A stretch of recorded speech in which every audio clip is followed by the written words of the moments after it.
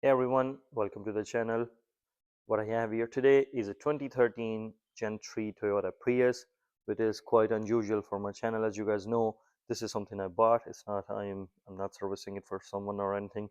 Um, this is what I think I'm quite positive on is probably the cheapest 2013 Toyota Prius in the whole of Ireland that I've procured.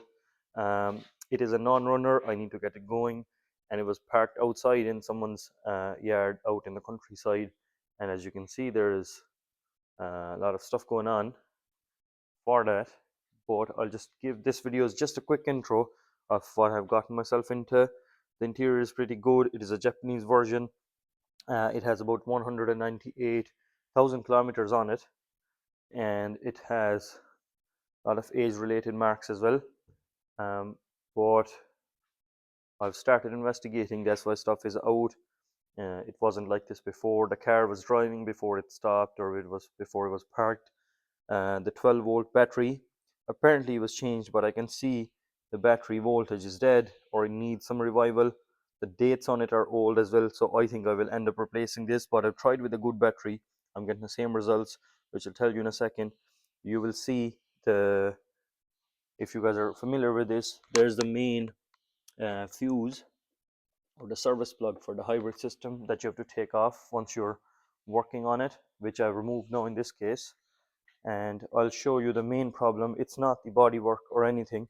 It is actually, if you guys are familiar with this, uh, these cars, it is actually the main hybrid inverter. So this big orange line or cable is where the battery input is coming from. The middle one, I think, is the inverter for charging the 12-volt battery or giving the energy back to the car, I think, or something. And the last one here, in my understanding, is for the motors. Nonetheless, I have very specific codes. I've done a lot of investigation which confirms the inverter is bad in my case, and that's a part number, and which I have ordered now. That's part of my investment. I'll reveal all the numbers and stuff towards the end of this project once I get it working, not just yet, because I am about 80% sure that this will work right.